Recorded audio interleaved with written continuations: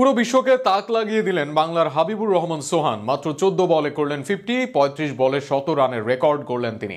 ফলে অল্পতে বিশাল এক গল্প লিখেছে বাংলাদেশের রাইজিং স্টাররা। এশিয়া কাপের একই টুর্নামেন্টে ভারতের সূর্যা কুমার বংশীর পর তাক লাগালেন বাংলার টেপ টেনিস থেকে উঠে আসা এই খেলোয়াড়। আরও শুনুন প্রতিবেদনে।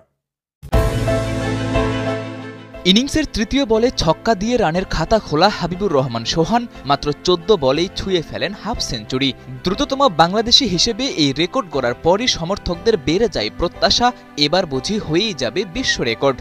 ভেঙে যাবে একদিন আগেই করা বৈভব সূর্যবংশীর 32 বলে সেঞ্চুরির রেকর্ড। সেই পথে বেশ ভালোভাবেই এগুচ্ছিলেন সোহান। মাত্র 24 বলে করেন 88 রান। তবে শেষ বেলায় আর কোনো রিস্ক না নিয়ে পরের 12 রান তুলতেই খেলেন 11 বল। বিশ্ব রেকর্ড কিংবা সূর্যবংশীর করা সেঞ্চুরির রেকর্ড হয়তো ভাঙা হয়নি সোহানের, তবে বাংলাদেশি হিসেবে নিজেকে নিয়ে গেছেন চূড়ায়।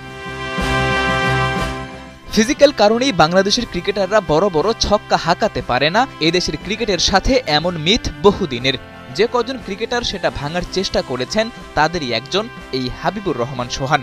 ঘরোয়া ক্রিকেটেও নিয়মিত করেছেন রান, দেখিয়েছেন নিজের হার্ড হিটিং ক্যালিবার। এই তো কদিন আগেই এনসিএল টি-20তে 7 ইনিংসে 218 রান করা সোহানের স্ট্রাইক রেট ছিল 180-ও উপরে। এক ইনিংসে 45 বলে 94 করেও পাওয়া হয়নি সেঞ্চুরি। সেই আক্ষেপটাই হয়তো মেটালেন এ দলের জার্সিতে।